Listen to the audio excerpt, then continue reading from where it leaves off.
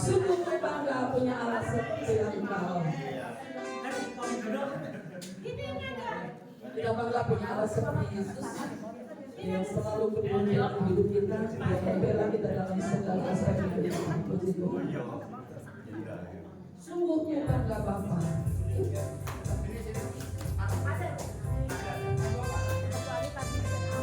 Sungguh bangga.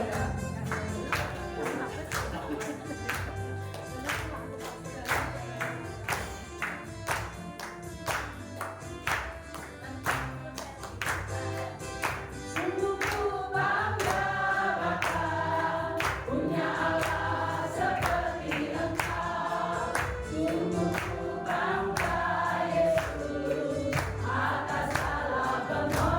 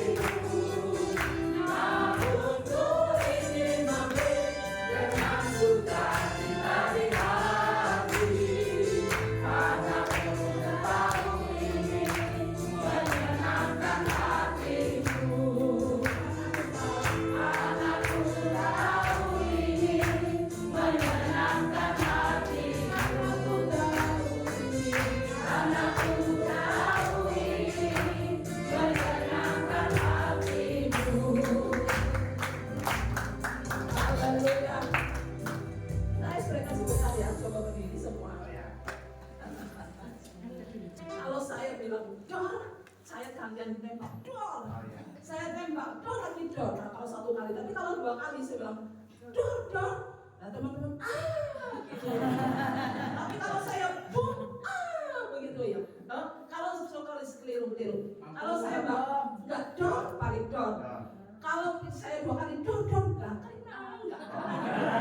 Kayak saya enggak kena. Tapi kalau saya bum gitu, kayak mami gitu loh di bom. Coba dulu ya. Dor, lemes amat.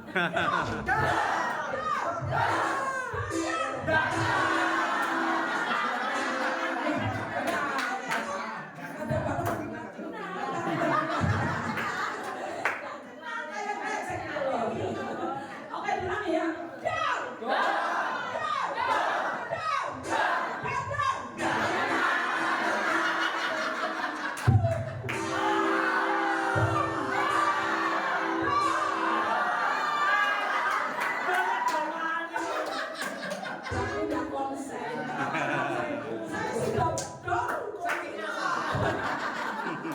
Telat.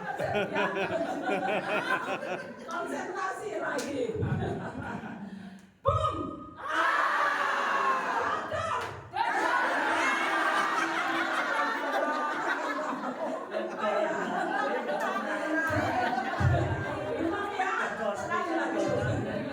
Kalau saya dor, paling nembak saya dor. Kalau dua kali dor, enggak kena. Kalau boom, sebenarnya apa?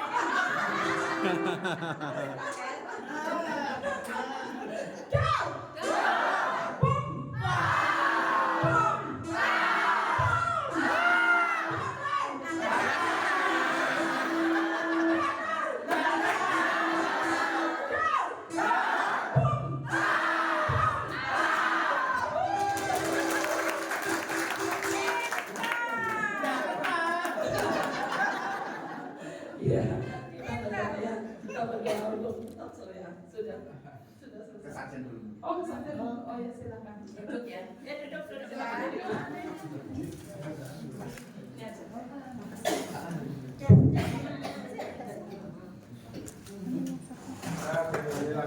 sekali lagi ya, arti yang jelas. Dalam situ.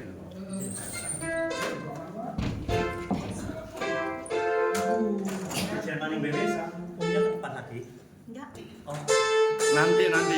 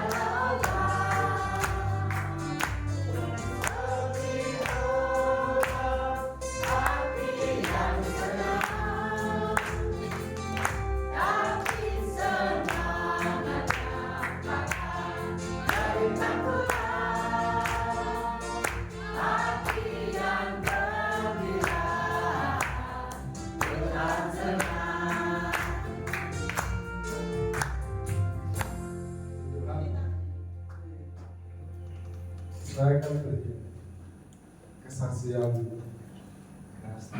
Sebenarnya yang akan saya ceritakan itu banyak, tapi saya singkat saja. Tepatnya tahun 2023, saya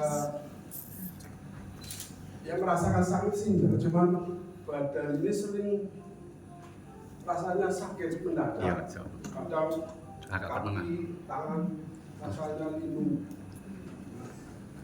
Ada orang bilang, oh itu kan rematik. Ada yang bilang asam urat. Ini sudah terpakai nawaran macam-macam. Tepatnya selama bulan tahun 2023 itu saya sering kali sakit-sakit seperti itu. Ada badan linu, ada kadang kepala sakit mendadak, ya, seperti itu. Tapi walaupun saya mengalami sakit seperti itu, saya tetap, ya, saya ingat dengan pujian ini, saya selalu mendengarkan pujian ini. Ada pelayanan pun saya tetap jalan di cabang Udene ya, di Kemalakan Pageson, juga di Balamua ada Bu Yusak, ya, saya pernah saksikan juga. Tepatnya di bulan September Oktober, waktu itu ada kebaktian perjamuan kudus di gereja Pesau. Saya mengikuti ibadah, saudara. Tiba-tiba badan itu rasanya tidak karuan, ada kepala pusing, ada perut sepertinya mau meledak, ya mau rasanya seperti ada tikungnya.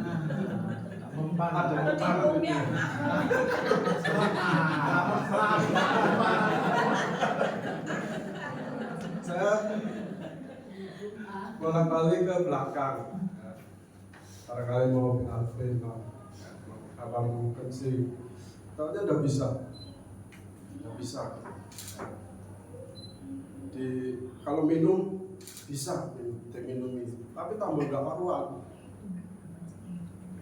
Sampai saya pertahankan untuk mengikuti ibadah sampai selesai. Ibadah selesai, tambah gak karuan. Selesai ibadah saya pulang, berusaha cari berobat ke dokter. Hari Minggu ada dokter, saya terpaksa ada tetangga yang dokter, saya pikir tutup. Saya di rumahnya, wah ada orang ini. Saya bergedur sampai lama. Saya masuk, dokter dia sudah bisa ditangani. Dokter bilang, ini asam duduk, gejalanya dari asam lambung. Angin duduk.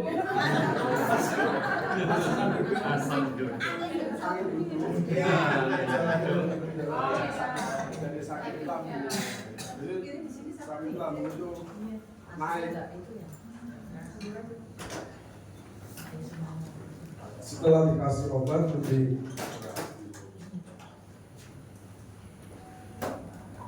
selang berikutnya, seminggu kemudian koma lagi, tapi itu sakitnya kepala.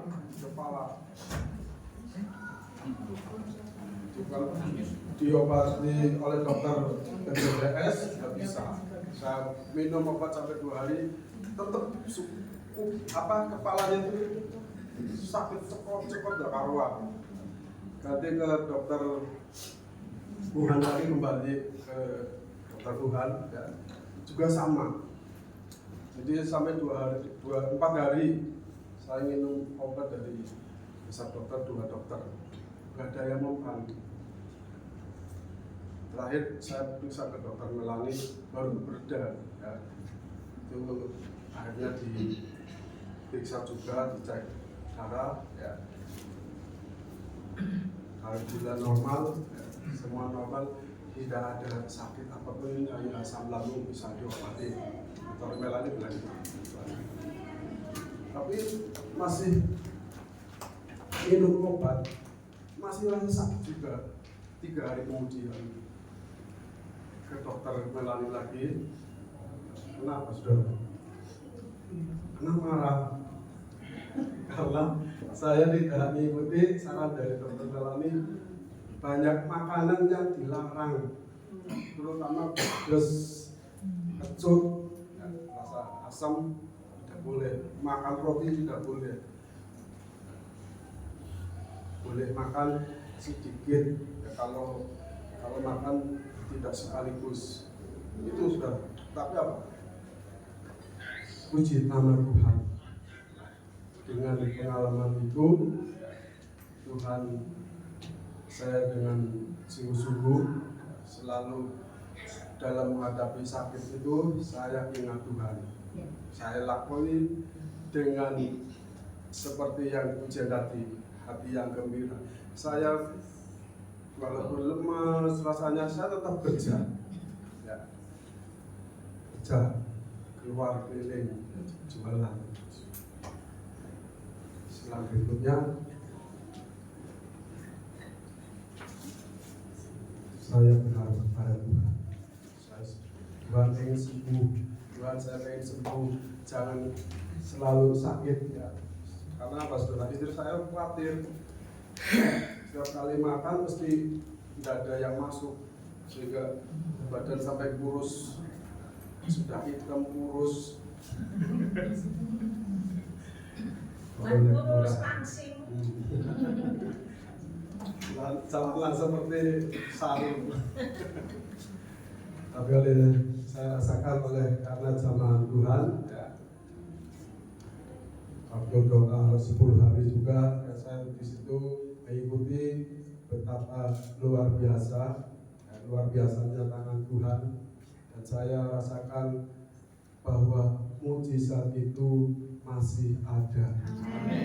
Sehingga sedikit demi sedikit ya sudah saya lalui perjalanan hidup saya, sehingga saat ini saya bisa bereuni dengan saudara muda-mudi GRPS Immanuel Slawi. Puji Tuhan, itulah sedikit pengalaman saya sehingga saya kembali pulih sehat karena jamahan Tuhan.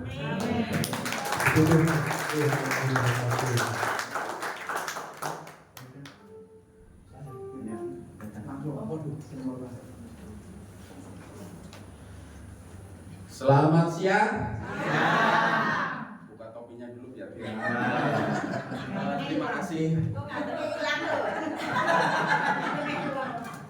sudah diberikan waktu. Sebenarnya kesaksian saya itu panjang, kalau bicara bisa 1 hari. Tapi dengan waktunya nggak bisa. Hanya saya mau beri kesaksian untuk perjalanan hidup saya. Bapak, saya bilang Bapak, Ibu, saudara-saudara, lihatnya kan saya sekarang ya. Saya bisa ikut reuni, bisa ikut maksudnya ini. Perjalanan hidup saya itu luar biasa, Tuhan itu menyertai dalam kehidupan saya. Saya itu dulu keluar dari Slawi, karena di Slawi lingkungannya itu di tempat saya Slawi Kulon, tahu sendirilah. Ini tetangga saya, Stefanus tetangga saya itu tukang main, penjudi, ini saksinya ada. Jadi saya melihat, lingkungan saya kok begini. Saya kalau di Slawi aja ya nggak karu-karuan kali ya. Saya merantau ke Jakarta. Di Jakarta saya bekerja, ya maaf kata, saya itu kerja dari paling bawah. Jadi sebenarnya kalau masih ingat, Atik juga tahu, almarhum Ernawan itu sama dengan saya. Jadi OB, tahu nggak OB? Kalau orang Jakarta bilang pasukan kuning. Saya ngalami bener. Itu jadi pasukan kuning. Kalau Bapak Ibu dulu tahun 90-an, itu saya di Pasar Senen, Blok 4. Itu saya nyapuin pasar. Tukang sapu saya, Pak. Bener, saya enggak. Ya ada saksinya sebenarnya, almarhum Ernawan itu dulu dengan saya. Tapi Tuhan begitu kasih dengan saya. Jadi apa yang saya kerjakan, kerjakan dengan sepenuh hati. Tapi ya begitulah. Jadi saya merasakan kasih Tuhan.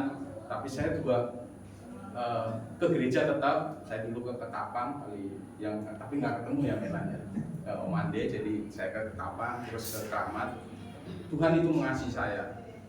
Jadi setiap ada kesempatan di perusahaan itu, saya ikutkan. Dulu waktu saya jadi OP, karena yang dibutuhkan itu pakai ijazah SD. Jadi saya pakai ijazah SD, saya masukkan. Ada kesempatan kedua di bagian teknisi, itu saya juga masukkan puji Tuhan. Jadi ya kalau bilang ada perubahan lah.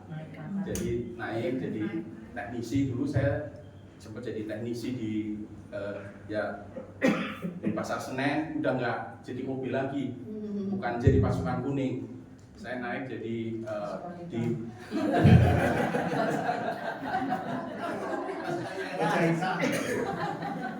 saya naik jadi teknisi, jadi maintenance gedung.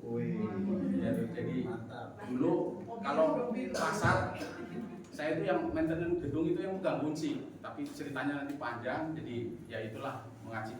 Saya sempat di maintenance di Gedung Jaya, pokoknya gedung-gedung tinggi lah di Jakarta. Perjalanan hidup saya nikah dengan istri saya, orang Jogja, itu istri yang paling cantik, paling setia. Saya tidak bisa melupakan istri saya karena istri saya itu dia dulu itu tahu kerjaan saya, gitu. Tapi istri saya itu seorang guru loh, seorang guru. Jadi saya, waduh, saya luar biasa. Saya punya istri yang begitu ngasih dan sampai sekarang saya masih mesra lah.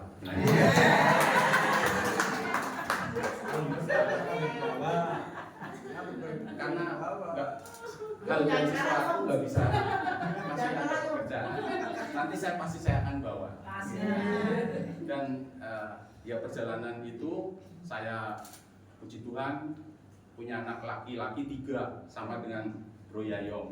3, bayangin Bapak Ibu hidup di Jakarta punya anak laki 3. Kalau salah kaprah tahu sendiri kan.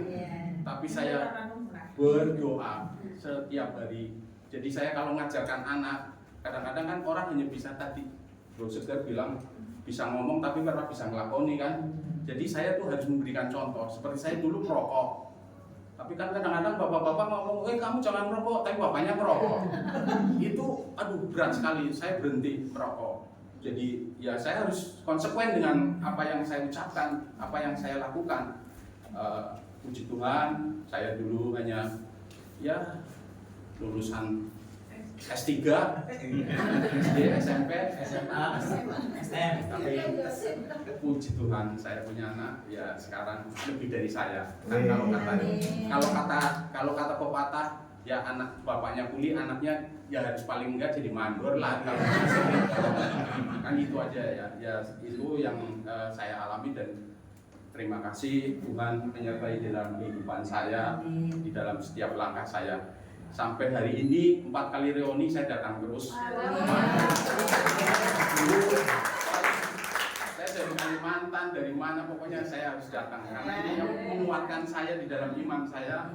Dan puji Tuhan lah, saya hari ini masih diberi kesehatan, diberikan umur ya. Tetapi hari ini saya nggak ulang tahun. Kadonya mau. Inilah di dalam perjalanan hidup saya tinggal di Jakarta, di Bintaro, dan ya tahu semua lah. Ya dulu yang merantau bareng ya tahu saya, Atik, Undi, tuh Stefanus, sama almarhum Udit yang dulu saya ngurusin juga ini sampai ini. Jadi puji Tuhan lah, Tuhan itu luar biasa. Tuhan itu baik, dan Tuhan itu sangat kalau kita dengan segenap hati dan dengan segenap jiwa, Tuhan pasti menyertai di dalam kehidupan saya dan Bapak Ibu semua. Itulah kesaksian saya. Gak usah panjang lebar, sebenarnya banyak sekali, tapi supaya tahu kalau inilah Dadang, ya kan? Bapak Ibu kan lihat Dadang. Saya dulu, ya tadi saya bilang. Saya dulu hari Minggu aja masih kerja, tapi saya sempat kan kita kebaktian jam berapa, saya pasti berangkat. Itu aja. Terima kasih. Selamat siang. Semangat. Luar biasa. Lagi ya Om ya. Satu lagi ya. Lamsan, ayo Lamsan. Ayo. Ayo. Saya ingin Suara ngomong itu ya. Aku mau lihat aku yang mau lihat.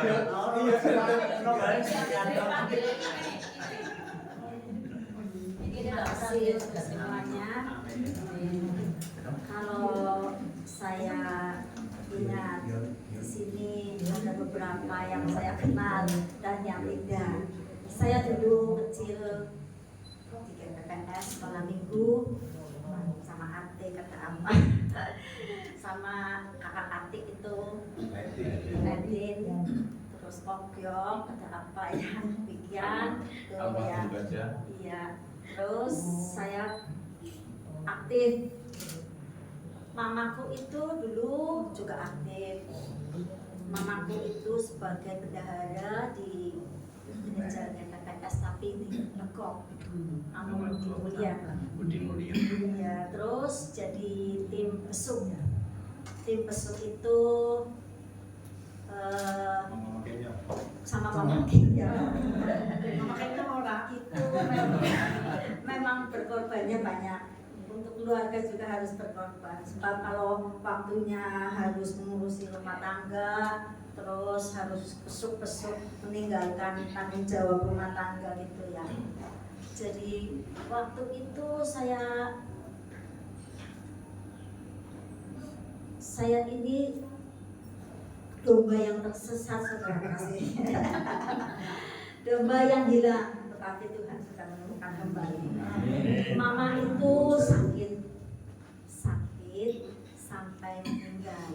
Panggil Tuhan, dipanggil Tuhan itu pas hari Sabtu. Kalau orang Selawi itu kalau hari Sabtu itu katanya bandil gitu. Jadi mamaku itu meninggal butuh karangan bunga ada apa saya pesen sama kalau mungkin ada yang masih ingat Cim Ciba itu di Legok. Ibu teman mamaku waktu masih kecil sama-sama main, sama-sama tua, sama-sama gitu. Terus waktu itu saya ingat saya ke situ bawa uang mau pesen karangan bunga salib itu. Udah ke situ terus dia bilang kayak gini, aku nggak bisa kayak gitu, aku nggak bisa bikinkan gitu. Jadi aku waktu itu masih kecil jadi ya ada kepikiran macam-macam gitu.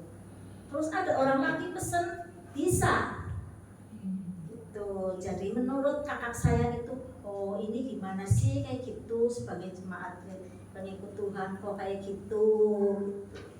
Terus waktu itu acara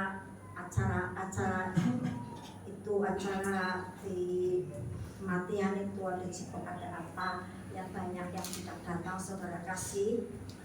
Saya itu sangat kecewa sekali dan waktu itu saya masih mungkin imannya masih belum dapat menerima itu. Jadi saya beku dari persekutuan gereja itu KPPS. Waktu itu saya remaja saya beku dari KPPS sampai saya menikah Tuhan panggil calon suami saya itu orang Kristen. Tuhan kasihan sama saya sebab waktu saya beku itu saya pergi ke Kelenteng, ke tempat-tempat yang saya kunjungi untuk saya pegangan hidup, tetapi ternyata Tuhan kita kasih, Tuhan masih mencintai saya. Itulah saya sebagai domba yang hilang, dan tapi Tuhan masih mencintai saya. Dan sekarang saya masih ikut Tuhan dan mungkin selalu ikut Tuhan. Tapi ini pengalaman saya, semoga saudara-saudara mungkinnya zaman sekarang mungkin enggak gitu ya, enggak ingat kalau hari Sabtu itu orang meninggal itu bandil gitu ya. Kalau dulu itu gitu, jadi saya pas waktu itu sangat kecewa sekali. Tapi saya bukan kecewa sama Tuhan karena saya masih percaya sama Tuhan. Saya kecewa dengan saudara-saudara saat yang sudah ada gitu. Jadi sekarang saya sudah masuk gereja GBM di Procot sama suami. Sekarang saya di Slawi. Kalau itu saya buka toko elektrik 67. Kalau ada yang mau beli atau servis silakan datang gitu ya.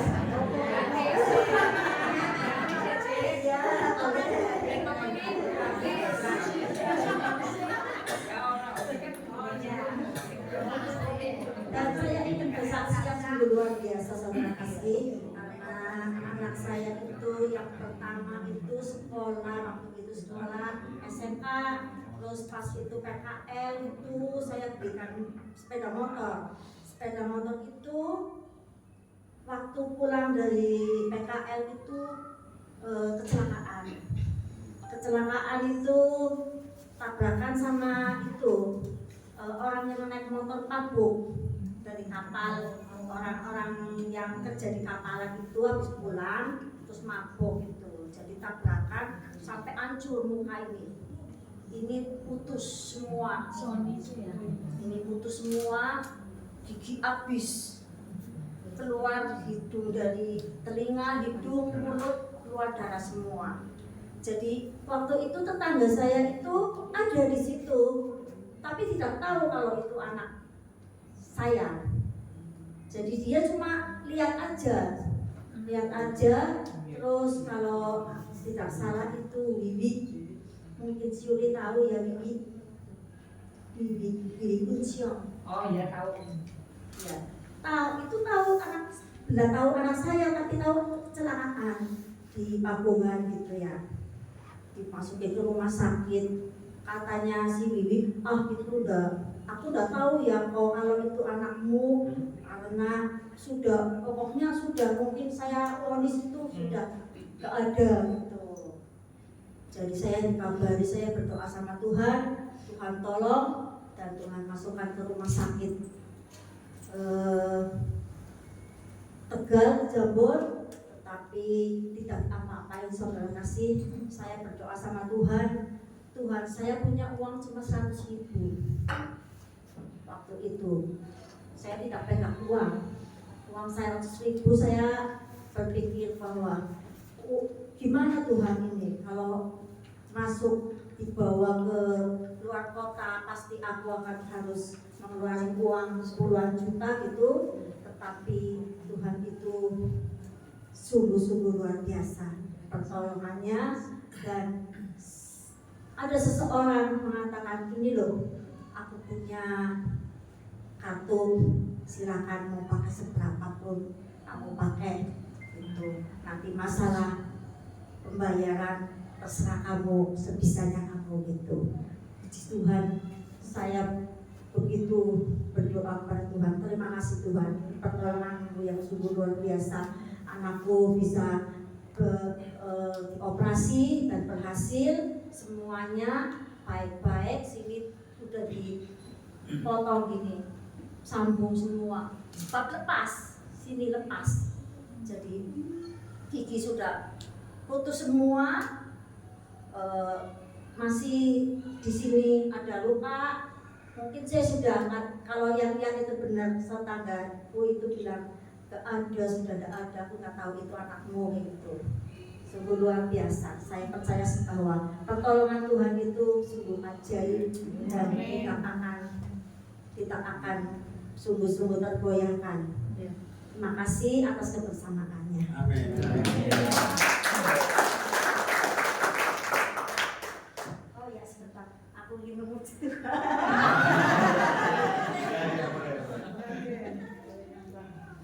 Kiranya Engkau memberkati aku berlimpah-limpah dan memperluas daerahku, dan kiranya tanganmu menyertai aku dan melindungi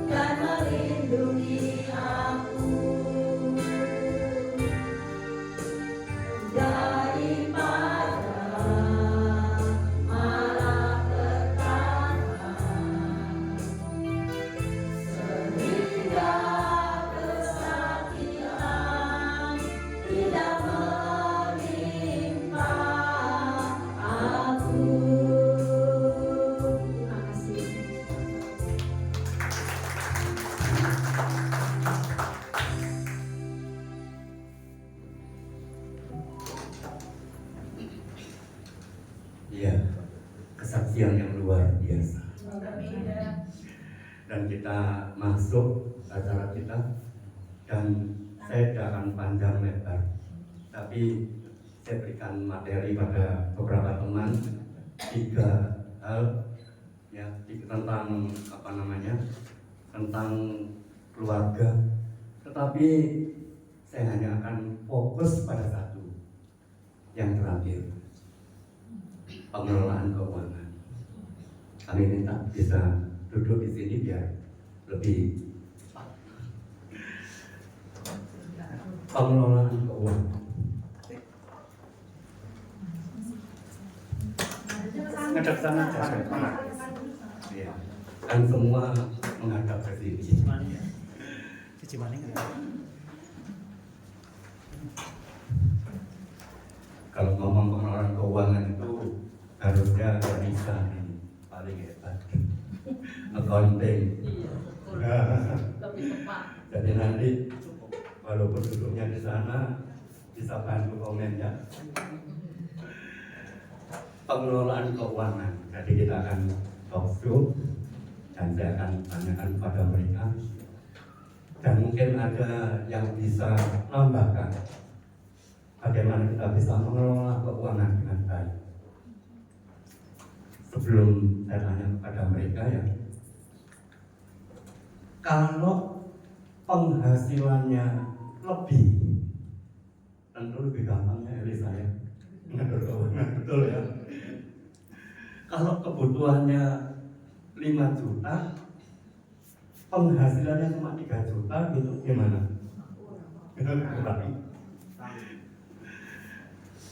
Coba saya tanya pada beberapa teman ini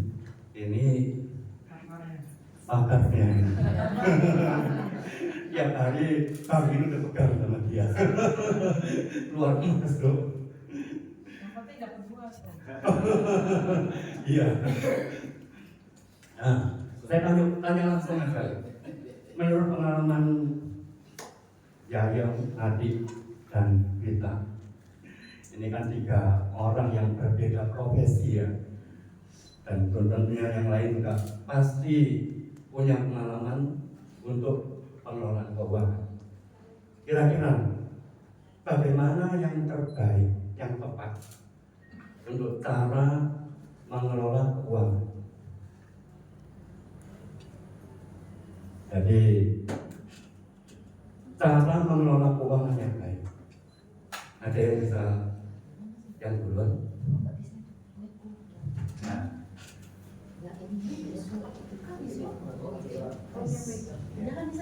Tes 1, 2, 3. Ya, terima kasih. Saya dulu mungkin. Iya, silakan. Izin ya, Pak Atik ya. Saya bisa minta kursinya. Oh, itu. Pinjam, bukan minta. Nggak akan apa pulang. Ya, terima kasih. Ya, Tadi ya. pengelolaan keuangan ya. Jadi pengalaman saya sebagai hamba Tuhan dan ibu rumah tangga, seperti yang tadi Pak Daniel atau Mas Dadang itu sampaikan, bahwa jangan lihat sekarang. Saya menikah itu 26 tahun yang lalu, tahun 97. Itu posisi saya saya melayani, tapi suami saya waktu di melamar saya aja, Om Silas itu bilang, Rita suka menghamba Tuhan, Gerson, kamu lamar Rita berarti kamu sekolah Alkitab ya. Tapi suami saya bilang, suami saya bilang, enggak Om, saya mau kerja sambil melayani. Intinya saya berarti ikut suami, saya pelayanan, saya tetap pelayanan di sana di Jakarta waktu itu. Jadi begitu selesai menikah, pindah ke sana. Suami saya pada tahun itu kerja di pabrik AS admin, bagian admin, gajinya 350.000 rupiah. Pada waktu masih bujang, itu 350.000 itu setelah pertengahan bulan, itu selanjutnya utang. Itu waktu bujang. Setelah menikah dengan saya, karena tidak mau tinggal di mes, gajinya dipotong 100.000. Berapa? 250.000 tahun 97 di Tangerang waktu itu. Kota Tangerang mana ya? Di daerah Cengkareng. Nah, sekarang sudah ya. Di situ kemudian yang ini tentang pengelolaan keuangan. Prinsip saya dari kecil, papa saya mengajarkan tentang perpuluhan. Jadi cukup nggak cukup nomor 1 perpuluhan dulu. Itu pengelolaan keuangan saya, prinsip saya didasarkan dengan firman Tuhan. Jadi dari gaji 250 kontrak 125, sisa berapa? 125 kan? Itu harus cukup untuk naik Gojek. Suami saya berangkat kerja, pulang pergi. Itu pada waktu itu Rp6.000, berangkat 3.000, pulang 3.000. Nah, kemudian suami saya itu termasuk pemboros karena apa? Waktu itu mah hanya minta uang 6.000 saja. Saya bilang, maksud sih nyekel duit mau 6.000, tak kasih lebih. Tapi kalau dikasih lebih pulang sisa nggak? Enggak sisa, nggak tahu kita kemana. Nggak sisa, serius. Nah, akhirnya saya kasih pas. Tapi ini berarti prinsip keuangan saya pertama perpuluhan ya, perpuluhan. Karena saya punya prinsip seperti firman Tuhan dalam Maria ketiga, bahwa ketika kita mengembalikan, bukan kita memberi loh ya, mengembalikan milik Tuhan, maka Tuhan itu akan memberkati kita dengan lipat-lipat. Itu memang betul. Dan dari kecil memang saya diajarkan bapak saya perpuluhan begitu. Jadi setelah itu saya nggak peduli. Nah, dan sampai saya istilahnya tetap kekurangan ya. Ketika saya mau berangkat pelayanan saya nggak punya duit. Dan jadi kalau untuk makan saya tidak pernah kekurangan. Bapak Ibu tahu, teman-teman tahu, kalau saya itu kan kontrak di situ lingkungan semua Muslim, cuman saya yang Kristen. Lalu kemudian ketika saya nggak masak, mereka kirim masakan. Ini serius, mereka seperti itu. Kalau ngerti saya nggak masak, saya dikirim masakan. Padahal waktu itu saya mulai hamil. Lalu kemudian ketika pas tahun 98 kerusuhan itu, saya hamil besar, hamil tua. Saya mau pergi ke gereja. Kemudian ketika saya pulang gereja, sudah pulang, ini cerita bagaimana ketika kita mendahulukan, mengelola keuangan pertama mendahulukan perpuluhan, Tuhan akan mencukupkan. Luar biasa.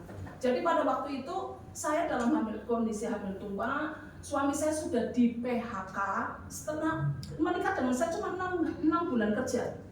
Jadi bulan Juni saya pindah, bulan Desember sudah di PHK. Waktu itu PHK besar-besaran, tahun 1998 ada kerusuhan itu. Suami saya sudah di PHK itu. Tapi saya tetap bertahan di Jakarta, tetap hidup dengan iman. Lalu kemudian untuk makan tidak pernah kekurangan. Tapi kalau mau pergi-pergi saya mipil, cincin saya tak jual, mipil bukan untuk makan, untuk pergi melayani. Saya melayani pekerjaan. Pernah Tuhan kasih izinkan pelayanan di perusahaan Toyota apa gitu, teman-teman di gereja begitu. Jadi itu Tuhan mencoba sekali waktu saya tidak punya apa-apa di rumah dalam kondisi hamil tua, tidak punya apa-apa, pulang gereja. Tiba-tiba tuan rumahnya bilang gini, karena kami bergereja di satu rumah, belum gereja begitu. Lalu kemudian cici ini bilang gini, tante nanti dulu jangan pulang begitu. Saya pikir kenapa orang sudah pulang sama saya ditahan. Begitu saya mau pulang, tante nanti dulu ya.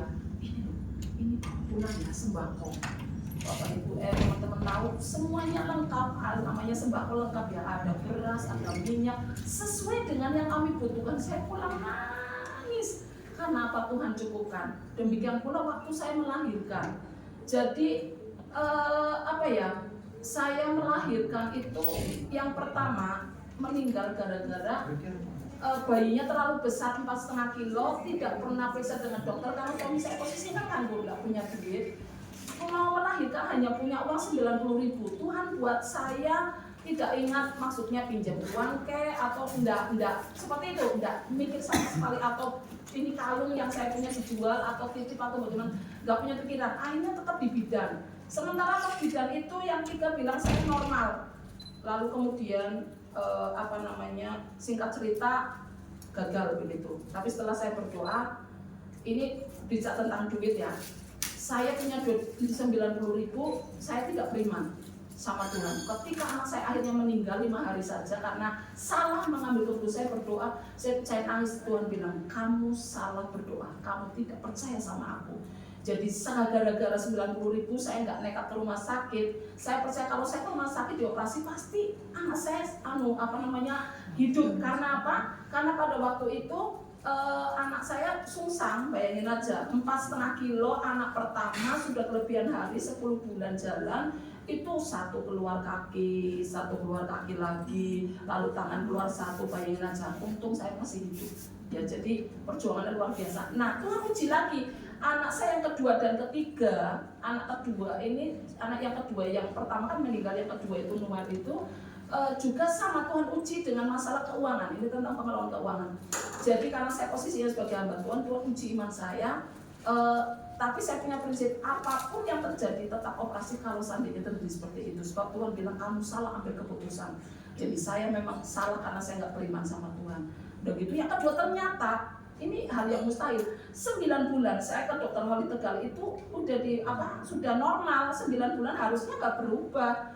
Begitu saya kontrol, kok tahu-tahu sungsang, lalu diputar, kok bisa sungsang lah? Padahal sudah 9 bulan harusnya maafan, itu hal yang mustahil untuk menurut kedokteran.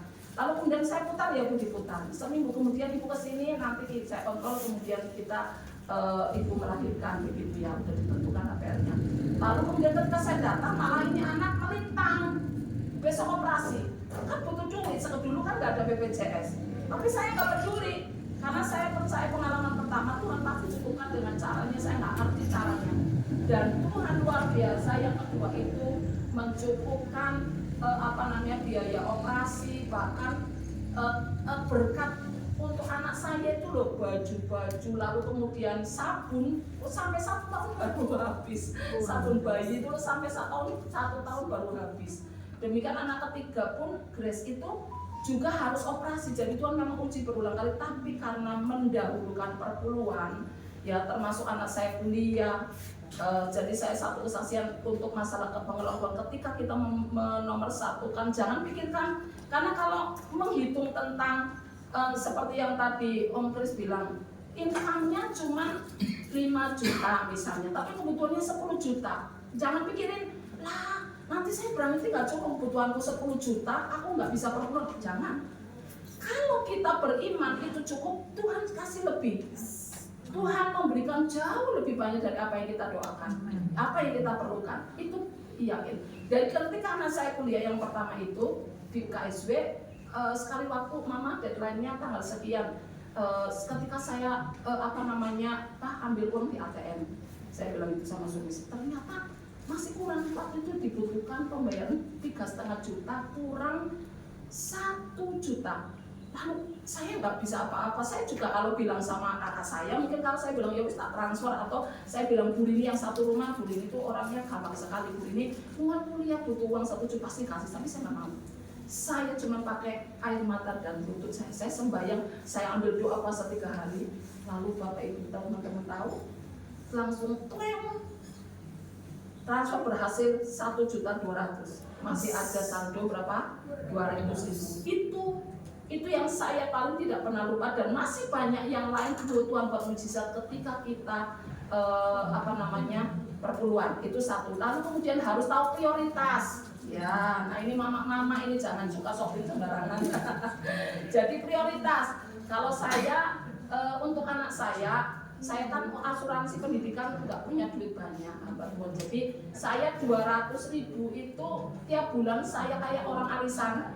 200.000 anak saya SD kelas 3 saya tabungkan tiap bulan 100.000, tapi sampai 3 tahun tidak saya ambil. Lalu yang karena Noel waktu itu SMP, saya tabungkan 200 karena mau masuk SMA, tapi 2 tahun karena dia sudah kelas 2 SMP. Dan puji Tuhan ketika anak saya Grace masuk SD, saya nggak bingung keuangan.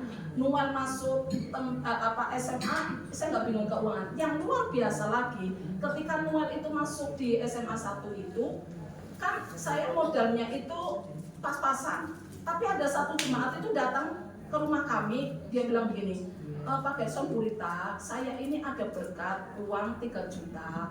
Ini saya sudah janji sama Tuhan, karena kalau anak saya diterima di PTN, saya mau kasih berkat ini, kelompok 3 juta. Saya terima nangis, karena kebetulan anak saya membutuhkan uang. Tepuk tangan dong buat Tuhan. Itu banyak sekali mujizat, dan itu prioritas ya. Jadi prioritasnya apa? Kebutuhan hari-hari, lalu pendidikan. Jadi kalau yang lain-lain ya nanti-nanti gitu. Jadi tahu prioritas. Pertama perpuluhan, kedua tahu prioritas. Itu yang penting.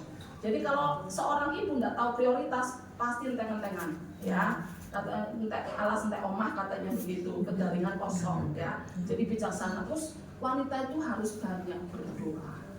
Harus banyak berdoa. Mengelola keuangan itu butuh hikmat dari Tuhan. Harus berdoa. Sedangkan saya tiap kali kalau dapat berkat sedikit banyak selalu tak doain.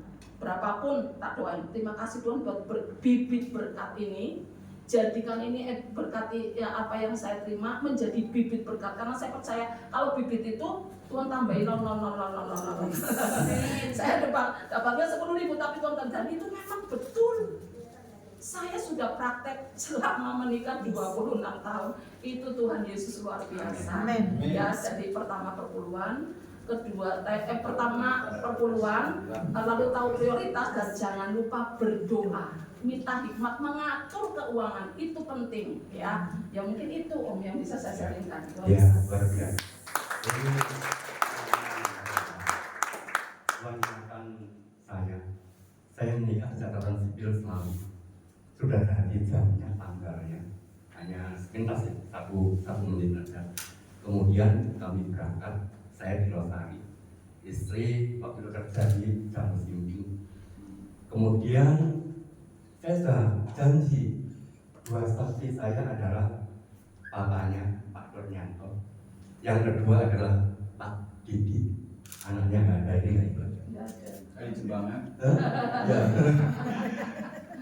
Kami udah tadi jamnya tanggalnya, tapi uang saya cuma bisa berangkat sampai tengah tujuan. Tapi kan jamnya tanggalnya sudah berangkat selesai dengan istri, calon istri. Nggak punya uang, saya berangkat, ya nggak tahu nanti bagaimana. Dan saya nggak pernah minta juga. Sampai tempat tujuan, begitu sampai tempat tujuan di kantor calon sipil selesai dicatat, saya dapat informasi ada jemaat GBK Slawi yang sakit masuk rumah sakit. Diajak sama Pak Didi sama Pak Dornyanto, kemudian ayo kita ke sana, berangkat ke sana. Nggak ngerti pulatnya PSI. Jadi itu pengalaman ya Bapak Ibu Saudara. Ini dari hamba Tuhan. Sekarang yang kedua silakan. Ya, saya mau melengkapi aja yang disampaikan oleh Siswi tadi, betul ya. Pertama perpuluhan ya. Walaupun banyak seliweran di YouTube mempermasalahkan perpuluhan. Kalau teman-teman itu benar aja ya. Tuhan itu ajakan. Jadi teman-teman harus lakukan apapun pendapat teologi itu, teman-teman harus berpatokan sama Alkitab. Jangan sampai goyah di perpuluhan. Terus tadi yang mengenai prioritas, mungkin lebih katanya gini, ketika teman-teman mau beli sesuatu, itu coba ditanyakan ke diri kita sendiri. Kita membeli itu kebutuhan atau keinginan? Kalau kebutuhan itu bisa ditunda. Kalau kita nunda, keinginan, kalau keinginan itu bisa ditunda. Kita nggak beli itu pun kita nggak apa-apa, tidak akan menjadi mati, sakit atau apa, itu keinginan. Tapi kalau kebutuhan itu misalnya nasi makan itu kan kebutuhan, itu kalau nggak dipenuhi kita akan sakit, kita akan gitu. Jadi untuk prioritas itu cara gampangnya aja tanya ke diri kita sendiri, itu kebutuhan atau keinginan. Terus tadi tentang berdoa ya, saya akui bahwa anda yang perempuan ini itu penolong bagi suami, menteri keuangan. Jadi bijaksanalah, punya kuasa doa yang kuat, karena di tangan anda keuangan keluarga dikelola, sumber berkat ada pada istri-istri yang bijaksana. Dan untuk suami mungkin ada yang ini ya, istilah uang laki. Oh, ya. Kalau saya waktu sebelum nikah saya ngomong, saya keuangan gaji berapapun saya terbuka sama istri. Terus kalau saya mau membantu keluarga saya ngomong sama dia. Dan kalau dia mau membantu saudaranya, dia juga ngomong sama saya. Terus kita buat kesepakatan nominal waktu itu kalau nggak salah 1 juta. Kalau di bawah 1 juta, aku atau dia nggak usah ngomong, boleh lakukan. Tapi kalau sudah di atas itu kita harus berhenti. Nah itu jadi ada komunikasi suami istri. Yang terpenting itu tuh uang lagi tuh. Saya nggak tahu tujuannya apa kok bisa ada uang. Nah itu hati-hati teman-teman, karena kita itu gampang digoda, baik itu yang cowok maupun yang cewek, istilah pil. Saya sudah pakai bilang cincin ini aja masih dikira single. Oh, jok itu show.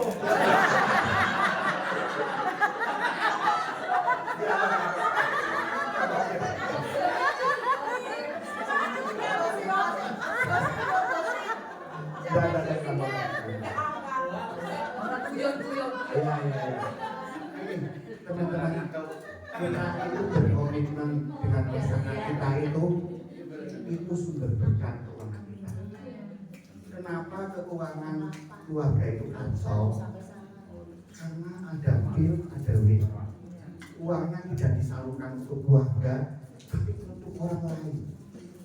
Digerogoti. Benar, ini sumber pertama keuangan. Kacau juga kalau kita ada bil atau will, anak-anak jadi kasihan. Nah itu harus dipegang. Itu aja yang saya ingin tambahkan. Iya, luar biasa. Saya tambah sedikit. Saya punya satu saudara, nggak perlu saya sebutkan, tapi di wilayah Jawa Timur. Dia kaya raya, usahanya berhasil, sukses, melebihi semua saudara yang lain. Ada suatu hari, seperti yang bilang, ada bil.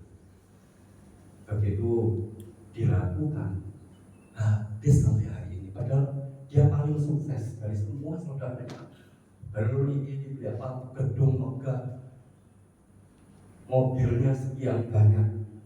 Tapi pada suatu hari, hanya gara-gara itu, sampai hari ini dia nggak bisa bangkit. Jadi hati-hati dengan hal ini, walaupun itu hanya ada di pikiran. Karena itu adalah kunci sukses. Tuhan berkata, kalau engkau bersatu hati, suami istri, kalau ada anak-anak dengan anak-anak, aku akan berkati engkau. Rukun akan menyebabkan berkat Tuhan turun. Amin. Sekarang kami berikan kesempatan kepada Mas Kartika. Oke, terima kasih atas waktunya.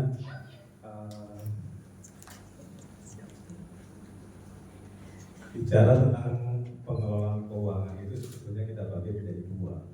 Satu, yang pertama adalah pengelolaan keuangan dalam kehidupan duniawi atau orang-orang duniawi, tapi karena ini momennya adalah orang-orang yang percaya Tuhan, tentunya pengelolaan keuangan di dalam anak-anak yang percaya Tuhan bagi orang-orang duniawi itu nggak bisa masuk. Nggak bisa masuk karena apa? Kita mengandalkan iman, kita mengandalkan Tuhan. Sementara kalau kita bicara pengelolaan keuangan menurut orang-orang duniawi adalah pendapatan harus lebih besar daripada pengeluaran. Bahkan kita harus punya safety, harus punya simpanan. Dan simpanan ini digunakan untuk hal-hal yang tidak terduga. Itu bicara pengelolaan keuangan yang standar yang biasa dibicarakan dalam forum-forum keuangan duniawi.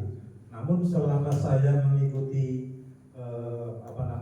bicara tentang pengelolaan keuangan oleh siapapun juga atau oleh profesor siapapun juga di momen gereja, itu pasti adalah apa yang Mbak Rita sampaikan, apa yang Penyanyi sampaikan, itu seperti itu rata-rata. Nah, saya tidak akan memulai dari ketika saya bekerja, karena kalau saya bicara mulai bekerja dari saya ini sebenarnya lulusan SMEA, tahun 86 ke Jakarta, gajinya cuma 75.000. Ya. Kalau tadi Mas Gerson 300.000 itu tahun berapa Mas Gerson? 97 ya. Nah saya tahun 86 gajinya 75.000, tapi Biskota pada saat itu 25.000 bayarnya. 25 perak. 25 perak pada saat itu ya. Ya, jadi menurut saya ya ketika saya masih berjalan masih bisa hidup di Jakarta dengan gaji 75.000. Ya. Namun ketika saya akan mulai start dari ketika saya menikah dengan istri saya, prinsipnya sama dengan Proya. Ketika saya menikah dengan istri saya, gaji saya itu 425.000, itu tahun berapa ya? Tahun 90 ya. Nah, ketika saya menikah dengan istri saya ngomong sama seperti Proya, keterbukaan. Padahal kita belum kenal keterbukaan adalah awal dari Proya. Tetapi saya bilang sama istri saya, nih gaji saya sekian. Kamu mau kelola semua, maka saya cuma ambil sekian buat kebutuhan saya. Tapi kalau kamu mau bagi tugas, misalnya, masalah rumah urusan saya, masalah dapur urusan dapur, seperti subsidi kepada orang tua, kemudian kepada mertua itu urusan kamu, yang kita bagi dua. Nah, rata-rata istri itu pasti memilih mengelola semuanya. Kenapa? Takut suaminya selingkuh, takut suaminya bermain-main di tempat lain. Itu pasti seperti itu. Walaupun kita sebagai anak Tuhan berusaha sportif, pasti rata-rata wanita yaudah kamu kalau cuma untuk kebutuhan sebulan berapa, untuk makan siang aja atau untuk transport bensin aja. Saya bilang pada saat itu saya 100.000, dia udah ambil 100.000 sisanya. Jadi saya nggak mau tahu tuh masalah listrik, masalah apa, masalah dapur, saya nggak mau tahu. Dan puji Tuhan sampai hari ini istri saya tidak pernah pusing dan saya tidak pernah mau tahu gaji istri saya berapa pada saat itu. Ya, apalagi ketika pacaran ya, sebelum nikah, saya punya prinsip. Ketika saya nanti menikah, saya tidak ingin istri saya ngontrak-ngontrak. Dengan gaji 425.000 itu, saya serahkan kepada istri saya dan saya ambil rumah. Cicilannya pada saat itu 300.000. Gaji saya sisa berapa? 125.000. Saya tidak pernah ngeluh. Saya cuma berkata Tuhan, secara matematika ini tidak masuk. Tetapi saya punya Engkau. Aku punya Engkau. Jadi dengan gaji 425.000 itu saya ambil dulu perpuluhan. Ya, saya setorkan ke pacar saya pada saat itu ya, calon istri saya ya, adalah jumlah sesuai dengan setoran rumah 300.000, tinggal berapa? Hampir sama dengan Mbak Rita kan? Tinggal berapa? Logikanya masuk akal enggak? Saya pacaran sama istri saya itu tahun 90, ya menikah tahun 99, ya punya anak tahun 2000. Ya, jadi apa namanya? Yang Mbak Dita tadi katakan bahwa utamakan skala prioritas. Pertama adalah skala prioritas rohani, skala prioritas rohani itu ya Tuhan. Kedua, skala prioritas kebutuhan.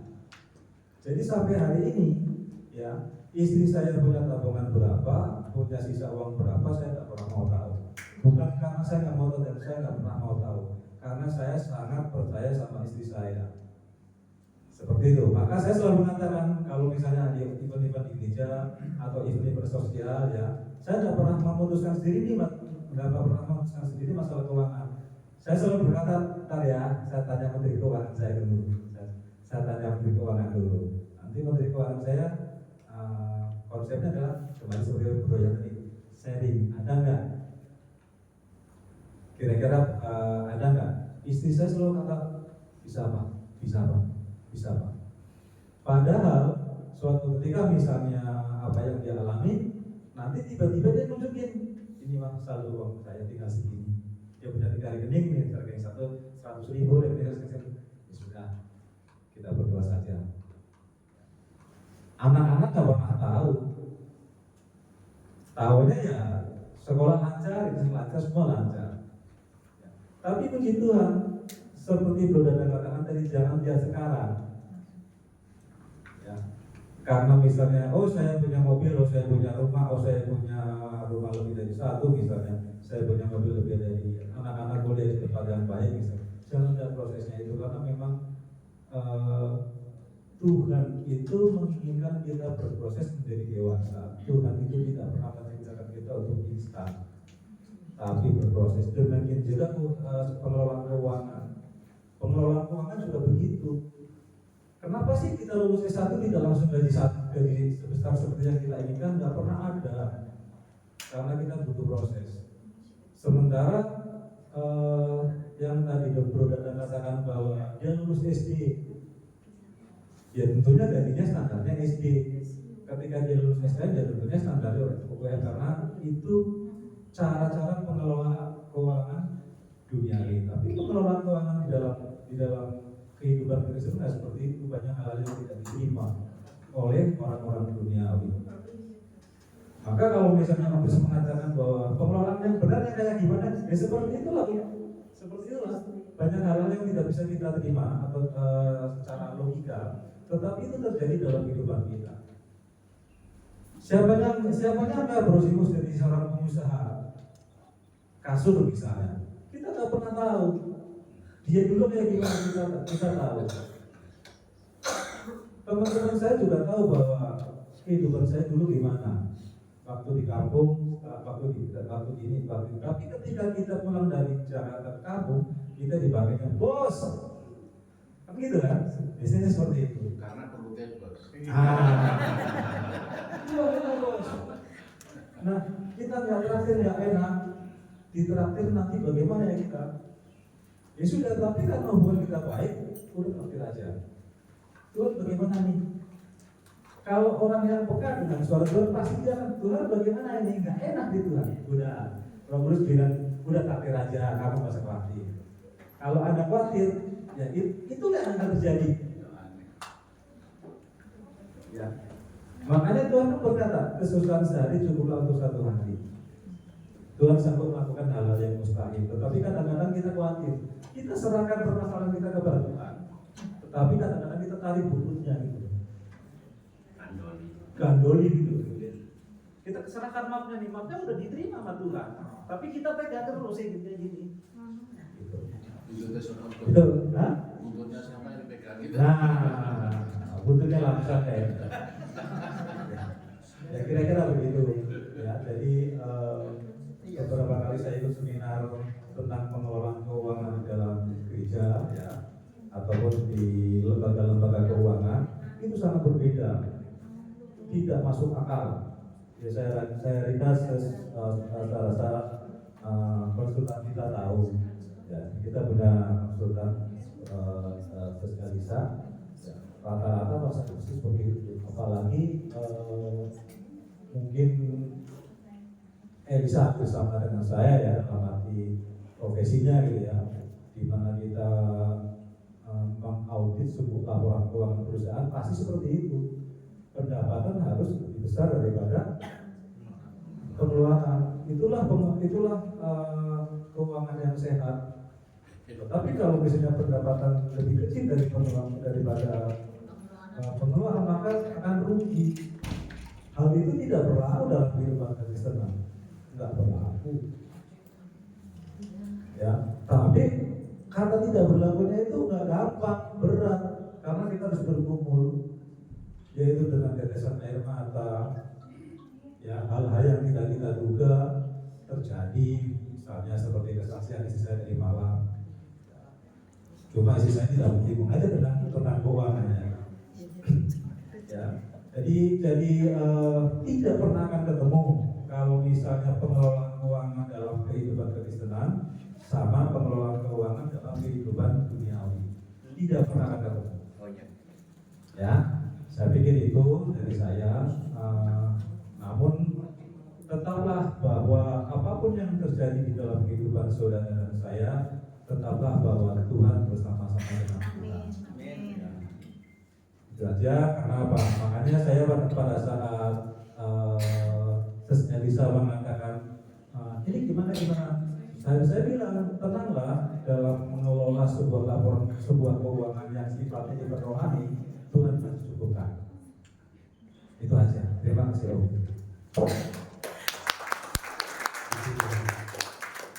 Saya mendapat pesan dari Ibu Ketua Panitia sebentar lagi saya pasti. Kita harus atur waktunya ya. Walaupun sebenarnya saya percaya kita semuanya banyak yang punya pengalaman yang luar biasa. Tapi saya juga perlu tambahkan juga ya. Tadi sempat disebutkan tentang orang tua. Selain perpuluhan, orang tua. Siapa di sini yang pernah berpikir dulu waktu kita kecil orang tua kita nangis ketika memelihara kita, betul ya? Lalu ketika orang tua kita ini sudah tua nggak bisa apa-apa, ada banyak anak-anaknya yang berpikir nggak peduli, nggak pernah berpikir dulu papa mamaku ini kayak apa. Dia nggak peduli. Tapi anak-anak yang memikirkan orang tuanya tetap berkata, sekarang orang tuaku sudah nggak bisa apa-apa. Kami anak-anaknya harus menjaga, memelihara, dan kita percaya bahwa Tuhan akan memberikan kepada kita kesanggupan untuk memelihara. Jadi anak-anak perhatikan, kalau kita sungguh-sungguh memperhatikan orang tua kita, maka berkat Tuhan turun. Kalau kita semua amin ya. Saya tambahkan satu lagi. Ada kalanya mungkin yang sudah cukup nggak apa-apa. Tetapi kalau kemungkinan masih ada yang kita punya keuangan itu masih pas-pasan atau kurang, perhatikan ini. Selain tadi yang mereka mengatakan percaya dengan iman, berikan perpuluhan walaupun keuangan yang tidak cukup. Tetapi begini, orang yang punya prinsip, kalau saudara kan ada yang suka memberi ya. Perhatikan, jangan memberi melampaui kekuatan kita. Jadi berikan batasan. Saudara mau bantu orang lain itu berapa persen dari penghasilan kita? Kadang-kadang saking karena ada orang yang memang royal, memang suka memberi melampaui penghasilan kita. Tapi kalau Tuhan suruh, saya percaya Tuhan akan berikan, Tuhan akan berkati. Tapi kan nggak selalu, kadang-kadang hanya memang dia suka memberi. Jadi berikan batasan. Apakah dalam apakah kita memberi ini di luar perpuluhan? Apakah kita memberikan orang lain karena dia butuh bantuan? Mungkin kita bisa karena waktu kita berikan kepada orang lain itu Tuhan suruh kita bantu, bahkan melampaui, dan dengan iman kita percaya. Tapi kalau tidak, kita harus punya batasan. Berapa persen? 10%, 20%, jangan lebih dari itu. Jadi ada batasan seperti ini. Saya misalnya tiap bulan untuk seluruh prioritas tercukupi, tapi ada kelebihan, ada 10% lagi. Lalu ada tabungan yang harus kita simpan, nggak boleh keluar. Dan suatu saat tabungan kita ini lama-lama banyak, dan itu jadi benih untuk jadi sebagai pengusaha. Nah itu yang pertama. Tapi kalau saudara nggak pernah berpikir untuk nabung hal yang terkecil ya, misalnya tiap bulan 10%, dan itu nggak boleh diambil, harus disimpan kecuali darurat. Nah, uang yang 10% yang tiap bulan kita tabung berapa banyak? Ketika 5 tahun, 10 tahun, dan uang itu membuat saudara jadi pengusaha. Nah itu salah satunya. Tetapi kalau orang yang tidak pernah berpikir untuk menabung minim 10%, uangnya habis buat jajan, betul ya? Nah itu sebabnya, itu bagian yang kecil, yang terakhir yang ingin saya mengajak kita semuanya untuk supaya kita ini nantinya bisa mengelola keuangan dengan baik. Mungkin ada yang sebenarnya kita cukup, tetapi kita tidak bisa mengelola keuangan, yang lain gajinya lebih kecil, tapi akhirnya dia sukses karena bisa mengelola keuangan. Orang yang mengelola keuangan untuk hal yang paling kecil, dia akan bisa mengelola keuangan yang lebih besar. Tapi yang kecil aja nggak bisa, dia nggak akan bisa mengelola keuangan dengan keuangan yang besar. Itu kuncinya. Mari kita sama-sama tutup ya. Itu jamnya mati. Oh, Itu jamnya mati. Sekarang udah berapa? Jam 12 kurang 10. Ya, ya.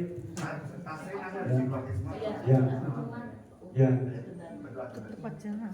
Selamat siang teman-teman. Nanti habis ini kita akan makan siang di sebelah. Setelah itu langsung check out atau sebelum makan karena kita di deadline jam 12. Kalau lebih nanti kena cas. Naik ke atas dulu, siap-siap. Semua tas boleh dititipkan di sini. Terus makan.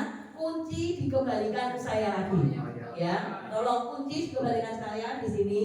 Dan tolong ini setelah berdoa kita siap-siap. Diambil dulu, ditaruh di sini, nggak usah ke lobby. Makan bebas kalau sudah makan. Yang penting kamarnya jam 12 sudah harus kosong. Terima kasih. Tutup dalam doa aja. Tutup dalam doa. Ya. Semua berdiri aja terus doa berkat. Ya. Kita berdiri sama-sama. Kita akan tutup dalam doa. Kami bersyukur kepada Tuhan pada siang hari ini.